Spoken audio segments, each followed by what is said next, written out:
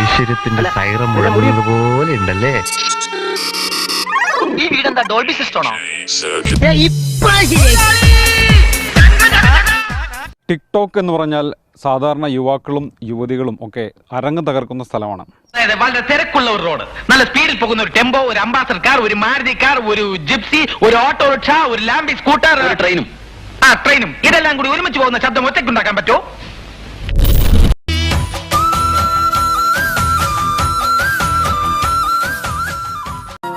മുത്തശ്ശി അതിജീവിച്ചു.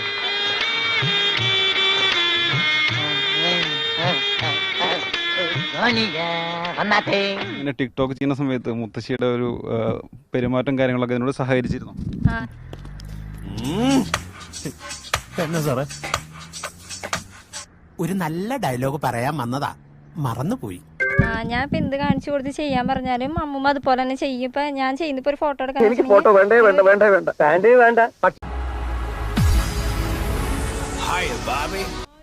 കഷ്ടം. ഞങ്ങള് ചിലരൊക്കെ അവിടെ ഉണ്ട് തങ്കക്കുട്ടിയെ. കണ്ടു കണ്ടു.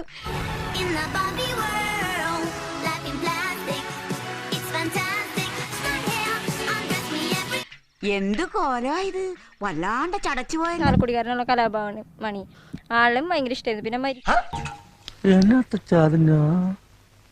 മരിച്ചൊക്കെ ഇപ്പൊ അമ്മൂമ്മക്ക് ഭയങ്കര ഇതായത് മരിച്ചു എന്നൊക്കെ പറയുന്നത്. എന്നാലും അമ്മൂമ്മക്ക് ഇപ്പൊ ഓർമ്മയില് മരിച്ചു എന്ന് പറയുന്ന സിനിമയിൽ കാണുമ്പോ എപ്പോഴും പറയും മണിച്ചേട്ടന്റെ കാര്യം.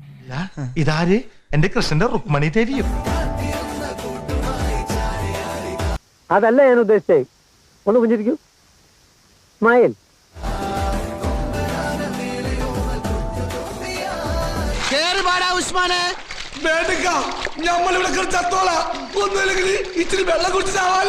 ഇവര് നമ്മളെ കൊല്ലാൻ വന്നല്ല, ലക്ഷിക്കാൻ വന്ന. കേറി ബാ.